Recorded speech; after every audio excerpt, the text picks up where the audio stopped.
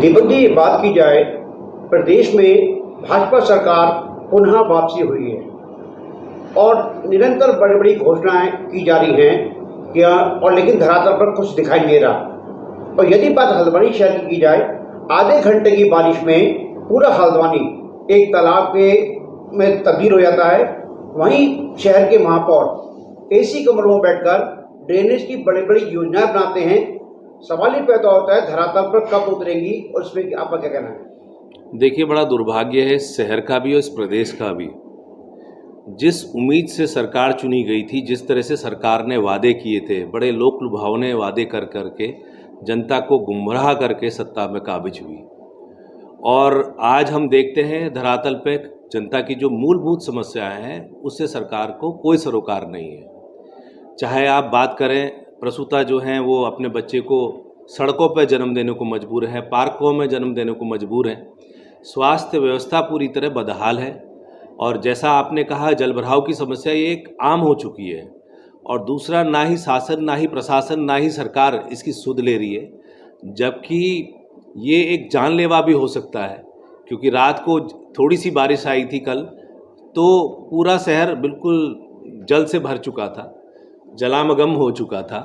और लेकिन कोई प्रशासन वाला जिम्मेदारी लेने को तैयार नहीं है, कोई शासन वाला जिम्मेदारी लेने को तैयार नहीं है, कोई सरकार जिम्मेदारी लेने को तैयार नहीं है, क्योंकि सब मस्त हैं अपने अपने पदों में और सरकार के जो मंत्री पद को भोग कर रहे हैं। लेकिन जनता त्राहिमाम है। ये जनता के लिए बहुत बड़ी बुरी स्थिति है इस समय वर्तमान में। दूसरी तरफ महंगाई, बेरोजगारी, पलायन, यहाँ तक कि जो आउटसोर्सिंग के थ्रू जो स्टाफ नर्सेस जिनका अपॉइंटमेंट किया था, आप देखिए वो अस्पताल में जिनको मुख्यमंत्री महोदय ने कहा था इनको कोरोना वॉरियर के तौर पर सम्मानित किया जाएगा, आज वो उनको 3-3 महीने से तनख्वाह नहीं मिली है। तो समस्याओं को अगर मैं गिनाऊंगा तो पूरा दिन निकल जाएगा, तो भी समस्याएं पूरी नहीं हो पाएंगी। लेकिन जनता जो मूलभूत धरातल की जो समस्याएं वहाँ से यदि शुरुआत करती है तो संभवतः कुछ समय में सारी समस्याएं दूर हो सकती हैं। लेकिन सरकार की मंशा और नीयत साफ नहीं है, जनता की सेवा करने की नहीं है। सिर्फ और सिर्फ जो अच्छे दिन थे वो सरकार के और सरकार के मंत्रियों के आए हैं। जनता त्राहिमाम है, जनता परेशान है, जनता ठगा महसूस कर रही है। तो अभी आपने एक बात कही आउटसोर्सिंग नर्सेज वाले की, मुख्यमंत्री ने वायदा किया था। यदि बात की जाए, चुनावों से पहले यही मुख्यमंत्री थे जिनके द्वारा पुलिस कर्मियों से वादा किया गया था यदि हम पुनः सत्ता में वापसी आएंगे तो आपको 4600 पे ग्रेड करेंगे, लेकिन वो भी ठंडे बस्ते में चला गया। देखिए, इसमें तो मैं इतना ही कहना चाहूँगा,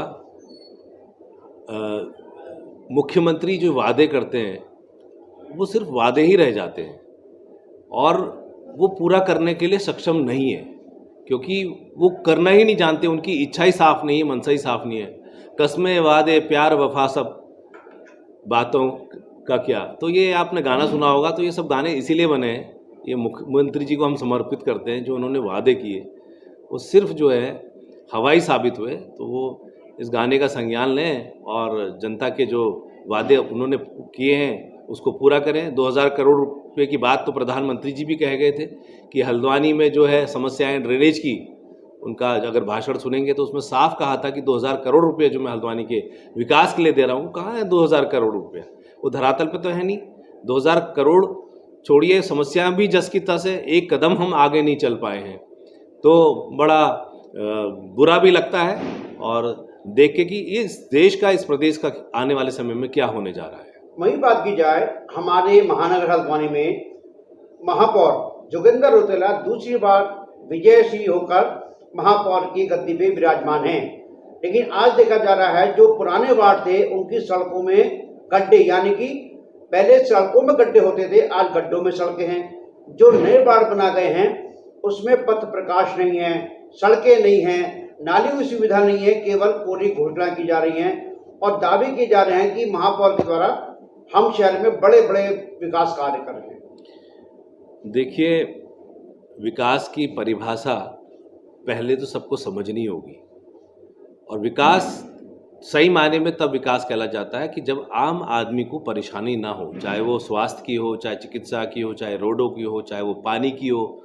गर्मियों में, बरसातों में पानी का संकट है और आजकल आप देख रहे हैं बिजली चले जा रही है, लोगों के घर में 3-3 4-4 घंटे जो है बिजली नहीं आ रही है।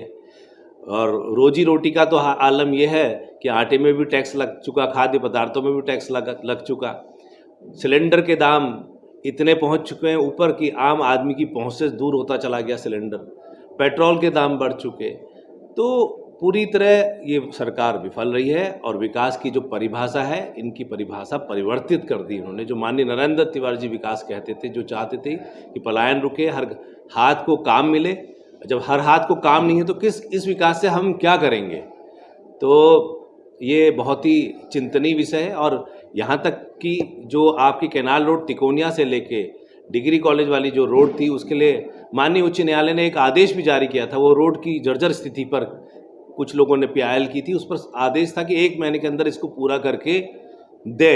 आज भी मैं जब वहाँ से गुजर रहा था तो 1 महीना पूरा होने को है, तो भी उस पर एक भी कदम हम आगे नहीं बढ़े हैं। तो हमारे माननीय उच्च न्यायालय के आदेशों का भी अनुपालन करने में भी शासन प्रशासन सरकार जो है वो पूरी पिछड़ती नज़र आ रही है। और निश्चित तौर पर मुझे लगता है कि इसका कंटेम्प्ट ऑफ कोर्ट के अंदर जो है माननीय उच्च न्यायालय संज्ञान लेंगे और निश्चित तौर पे जो दोषी हैं उनके खिलाफ कार्रवाई होगी। एक अंतिम सवाल दीपक जी, नगर निगम के द्वारा तह बाजारी की पर्ची काटी जाती है, लेकिन वहीं देखा जा रहा है शहर में तह बाजारी की पर्ची की आड़ में बड़े बड़े व्यवसायिक प्रतिष्ठान बना दिए जा रहे हैं, लेकिन जब नगर निगम अधिकारियों से इस विषय में बात करो तो वो गोलमोल हो जाते हैं। देखिए, बड़ा गंभीर विषय है अतिक्रमण पूरे शहर के लिए, क्योंकि अतिक्रमण यदि शहर में होता है तो निश्चित तौर पे शहर की जो सुंदरता है, शहर में लोगों का आगमन है, आना जाना है, वो बाधित होता है। और इस पर निश्चित तौर पर राजनीतिक स्वार्थों से ऊपर उठ करके कदम उठाने की आवश्यकता है।